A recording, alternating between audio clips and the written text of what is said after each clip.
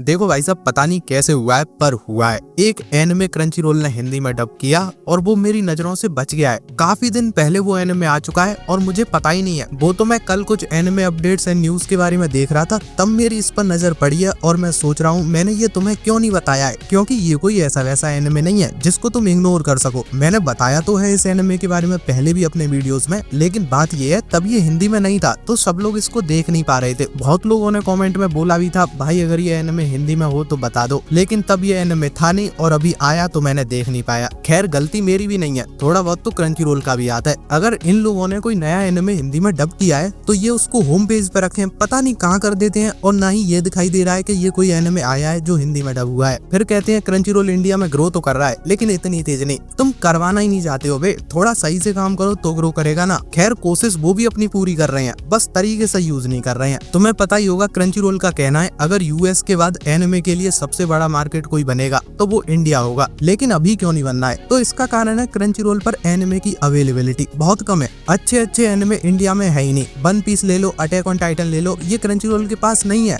तो कैसे ग्रो करेगा? खैर वो जब आएंगे तब अच्छे से ग्रो करेगा। फिलहाल क्रंचीरोल अपनी पूरी कोशिश कर रहा है जिससे ज्यादा ग्रोथ हो सके, और इसी कोशिश में वो कुछ पुराने एनिमे जो काफी पॉपुलर थे उन्हें हिंदी में डब किया जा रहा है। और उन्हीं पुराने अच्छे एनिमे में से एक एनिमे अभी हिंदी में डब किया गया है, उसका नाम है गॉड ऑफ हाई स्कूल। हो सकता है तुमने इस एनिमे का नाम सुना हो, अगर सुना नहीं है तो अभी सुन लो। सोलो लेवलिंग जैसे एनिमे अगर तुम्हें पसंद है, मतलब उतने ग्रैंड लेवल पर तो इसका स्केल नहीं है, लेकिन लेवल अप वाले एनिमे, लेवल अप की बात हो रही है जहाँ पर MC episode by episode stronger होता जाए, तो ये एनिमे तुम्हारे लिए है। अब इसके अंदर तुम्हें देखने मिल रहा है एक कॉम्पिटिशन जिसके अंदर कोरिया के सबसे स्ट्रॉन्गेस्ट फाइटर को इकट्ठा किया जा रहा है और लड़वाया जा रहा है। इस कॉम्पिटिशन के अंदर मतलब उस अरीना में हर फाइटर को सब कुछ अलाउड है, वो जो चाहे कर सकता है, बस उसे जीतने से मतलब है। फिर चाहे वो गोला बारूद लाए, बंदूक लाए, जो ला सकता है लाओ, बस तुम जीतो। अगर तुम्हारी हड्डियां टूटेंगी तो वो ऑर्गेनाइजेशन ठीक कर देगी, उन्होंने ब्लड में कुछ तो कर रखा है। उसके बाद लास्ट में जो इस कंपटीशन को जीतेगा उसकी एक विश पूरी करी जाएगी, फिर वो विश कुछ भी हो वो ऑर्गेनाइजेशन पूरी करेगी। अब तुम्हें यहाँ पर कहानी देखने मिल रही है जिन मोरी की। ये आदमी स्ट्रॉन्गर होना चाहता है, इसे बस ताकतवर होने से मतलब है और ये कंपटीशन जीतने से मतलब है। उसे पता है इसमें कितना खतरा है, उसे कई बार अपनी जान की बाजी लगानी होगी और कई बड़े खतरनाक लोगों से लड़ना होगा, लेकिन वो ये सब सोचकर परेशान नहीं होता। वो एकदम एक्साइटेड रहता है कि हाँ जो भी आएगा उसे मैं हराऊंगा। और यही इस एनिमे की खास बात है, यहाँ हमें एमसी काफी कूल देखने मिलता है। तो अगर तुम्हें ऐसा एमसी देखना पसंद है तो भी तुम इस एनिमे के साथ जा सकते हो। यहाँ पर हमें दो कैरेक्टर और देखने मिल रहे हैं। एक लड़की है जो कि समुराई है, उसके अपने कुछ सपने हैं, वो सीरियस रहती है, और एक लड़का है उसके भी कुछ सपने हैं, उसे पैसे चाहिए। ये दोनों इस लड़के के साथ दोस्त बन जाते हैं और आगे ये तीनों लोग कैसे इस कंपटीशन में बढ़ रहे हैं वही तुम्हें इसके अंदर देखना है। लेकिन एक बात जो तुम लोगों को जानना जरूरी है, इस कंपटीशन के बारे में जितना मैंने तुम्हें बताया उतना तो तुम समझ ही रहे हो और उतना ही ये फाइटर समझ रहे हैं, लेकिन इसके पीछे कुछ डार्क सीक्रेट्स भी हैं। ये ऑर्गेनाइजेशन कुछ तो है जो इन फाइटर्स को बता नहीं रही है। गॉड ऑफ हाई स्कूल जो टाइटल है जो कि जीतने वाले बंदे को मिलेगा, इस टाइटल का असली मतलब क्या है वो इन्हें भी नहीं पता, और ये टाइटल लेने वाला असल में क्या बनेगा वो कोई नहीं जानता। अब ये सब क्या हो रहा है वही तुम्हें इसके अंदर देखना है। अब देखो बाकी चीजें जो इस एनिमे के बारे में अच्छी हैं, तो पहला तो कैरेक्टर के लुक्स, वो काफी अच्छे दिखते हैं। सबकी नाक पे एक रेड टोन दिया हुआ है, वो देखने में काफी सही लगता है। एक चीज देखो यार, ये जितने भी कोरियन अडेप्टेशन होते हैं वो बढ़िया ही होते हैं, सब मानवा की अडेप्टेशन होते हैं और ये देखने में काफी कूल लगते हैं। तो कैरेक्टर के लुक्स तो बढ़िया है ही, बाकी बचा एनिमेशन, वो भी बढ़िया। एक्शन जितना भी दिखाया है, एनिमेशन जो भी यूज किया है उसके लिए, वो कहीं भी गड़बड़ फील नहीं होता। बची कॉमेडी तो वो भी ठीक ठाक काम कर जाती है। हिंदी डब की बात करूं तो अपना एमसी कई बार जोक क्रैक करता है, उसका कैरेक्टर ही वैसा है, लेकिन अब मुझे उसके जोक पे बहुत ज्यादा हंसी आ जाए ऐसा तो हुआ नहीं, लेकिन वो जो बातें बोलता है वो सुनने में बढ़िया लगती हैं। तुम ये नहीं सोचते ये क्या बोल दिया, अच्छा लगता है, तुम्हें पता चलता है जोक था, बस हंसी नहीं आती है, तो उतना बुरा नहीं था। समस्या वहाँ आती है जहाँ तुम्हें पता हो ये जोक कर रहा है बट तुम्हें हंसी भी नहीं आए और वो बहुत क्रिंज फील हो, वो बहुत बुरा लगता है। अगर तुम्हें पता चल रहा है वो जोक था और तुम थोड़ा सा खुश हो गए हो तो बात खत्म हो जाती है, वही चाहिए। इसी के साथ अगर ये वीडियो अच्छा लगा हो तो लाइक शेयर सब्सक्राइब कर देना। जल्दी मिलते हैं, तब तक के लिए बाय बाय।